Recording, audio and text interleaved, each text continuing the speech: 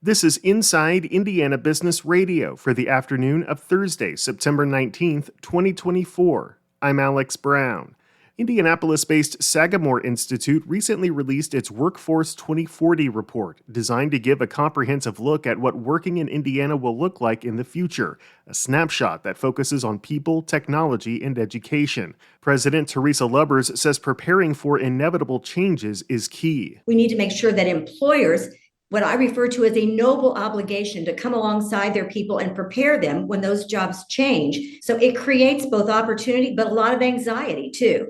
And so I think to the degree that we are looking and really intentionally preparing for this, we can deal with some of this anxiety that's coming by showing that we are preparing for these changes. You can connect to the full report at InsideIndianaBusiness.com. Indianapolis-based software firm Onboard has hired Mark Huffman as its new CEO to succeed founding CEO Parun Chadha. Onboard's platform allows boards of directors to create agendas, store and manage digital documents, conduct online voting, and conduct other board business digitally.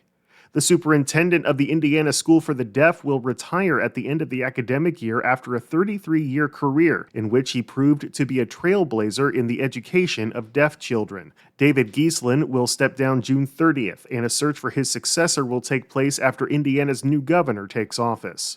From the number one source for Indiana business news, this is Inside Indiana Business Radio. IBJ Media, Inside Indiana Business, and the Indiana Economic Development Corporation invite you to the Engage Indiana series, presented by CareSource, Indiana University, and Old National Bank. With an unrelenting focus on growing Indiana's economy, we'll dive into each region's unique challenges and distinct opportunities for growth. 9 regions, 1 goal. Indiana's bold future starts here. Discover more and register at ibj.com/engage. Launched in 2019 with a $42.4 million grant from Lilly Endowment, the Labs for Industry Futures and Transformation, or LIFT network, was created as a catalyst for workforce and economic development by enabling employers in the South Bend Elkhart region to be more competitive, adaptive, and resilient in an increasingly fast-paced global marketplace. Now that the 5-year grant cycle has ended, South Bend Elkhart Regional Partnership President Bethany Hartley says the regional internship program created through the network has generated a significant impact. We have been able to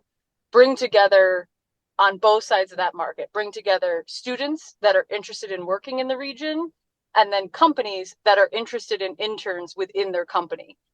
A lot of those companies never had interns before this program, didn't really understand the value of internships and how that exposes the future employees to their environment, and how important that is in the recruiting cycle, especially in this day and age. Hartley said the internship program will continue thanks to matching funding from companies as well as other sources. Jennifer McCormick, the Democrat running for Indiana governor, proposes banning ratepayer dollars from being used for lobbying and reinstating a Mitch Daniels-era energy efficiency program, according to her utility policy plan announced this morning. Utility costs have been brought up 9 times out of 10 as an issue when she has been on the campaign trail, said McCormick, whose plan calls for reinstating net metering, a system that allows Hoosiers who produced their own energy through solar panels to receive credits for the excess power they sent to the grid. McCormick also said she wants to reinstate the energy efficiency goals of the Energizing Indiana program, which ended in 2014.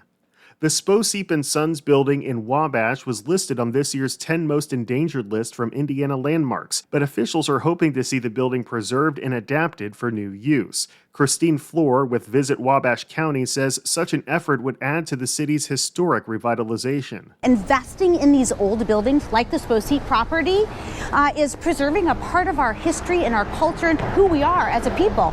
This is a great testament that what can be done if you dream big. Downtowns like this are an indicator to investors on how well we take care of our community. These are expensive to take on, these properties.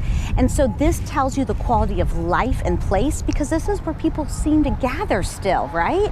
And so when you're having community come together and you can see the way that we take care of the heart of our city, it ripples outward. So if you're a business looking to relocate, this is an indicator how well we take care of our residents and the people that live here. Wabash Mayor Scott Long says renovating the building to get it up to code would cost up to $3 million. Rose-Hulman Institute of Technology professor Carlotta Berry is this week's guest on the Business and Beyond podcast with Gary Dick, presented by PNC, a weekly conversation with high-profile Hoosiers in business, sports and entertainment, and beyond. Available now from your favorite podcast provider. I'm Alex Brown for Inside Indiana Business Radio on Demand.